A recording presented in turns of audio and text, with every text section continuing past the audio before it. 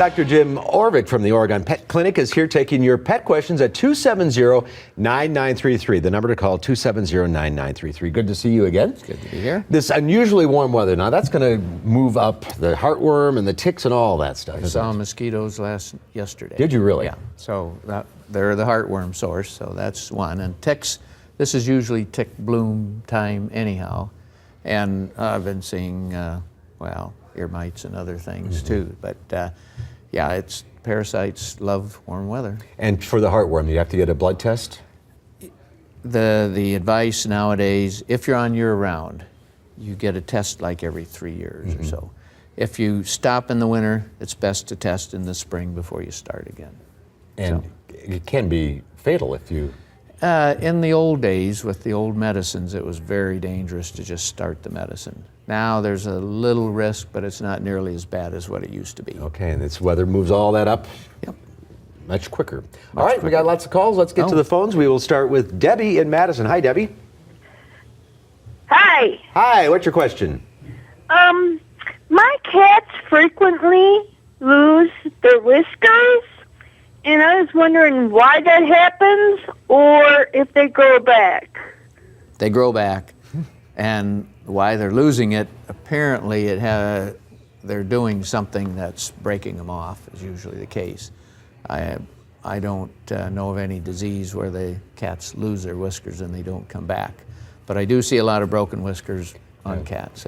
They're the feelers, and so they use them and they get broken. Yeah, when I had a cat, every once in a while you'll find a big whisker on the sofa or something. It's not unusual. No. All right, let's go to Steve in Madison. Hi, Steve. Yes, good afternoon. Let me turn down my TV too. Okay. But I have a quick question. I have a cat, and I got a new reclining chair, and I do have kind of what's equivalent to a scratching post. But I'm concerned. What are some of the things I could do so that he doesn't scratch up my new chair? He has a post, and he uses it? Post. It's similar to a post. Okay. It's similar. Has he scratched other furniture? Yes. Okay. Well, I would put some kind of repellent around that new chair. There's a thing called Feel Away, and there's some other kind of pheromone things that they use to repel cats from certain areas. And your veterinarian will have, there's different brands and names, and so talk to them, and they can definitely get something. You just spray the chair, and then you don't smell it, sometimes it's something you set there that puts out this odor and keeps them away. Yeah. We can't smell it, but they can. New furniture, I guess you want to keep it intact. That's right. All right, Julie in Oregon. Hi, Julie. Hi. We have a 4-year-old female cat that we've had for about the last 3 years. And she always sat in my lap to be petted and everything, and she wouldn't sit in my husband's lap. And now all of a sudden she sits in his lap all the time and refuses to sit in my lap. She'll let me pet her and everything, but she just won't sit in my lap. And I was wondering if you had any suggestions. Good question. That is a good question. Did you change your deodorant or anything? No. Different nothing, perfume? No, nothing like that. I know that cats change preferences even when there's more than one animal in the house. Sometimes all of a sudden they don't like each other anymore. And why?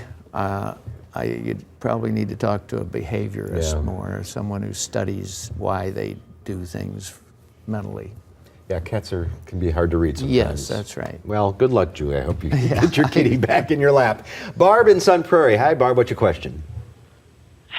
Hi. I was wondering, we had our Basset Hound on a raw diet for 4 years. Now it just got a little too expensive for us to be able to financially do that. What would Dr. Warwick recommend for us to do for our food? Ooh. Has the dog had any problems with regular foods or any food at all before? He just won't eat. I mean, he'll eat like lunch meat and cheese. Yes. That sounds like any dog food. Right. It's going to be hard to find a dog food that he will like. I mean, they would all work. It's just a matter of getting him to eat it. Wet or dry, doesn't matter? Well, wet smells better, and some dogs will eat wet when they won't eat dry. That's made in Wisconsin. Should I try that? The what? Blue, it's called, Wilderness Blue. Yeah, see, I'm not familiar with it. There's a Okay. million food brands, and I would start buying a can of each until you find the right one. But mix it, go Well, yeah, gradually, you because- can cause some GI upsets by making too much of a fast of a switch, but a little bit at a time. I heard that blue takes- stuff's pretty good. Oh, okay. All right. Yeah, very good. All right, we're out of time. Stay on the line. Jim will take your call off here. We'll see you in a month. Okay. Enjoy the weather.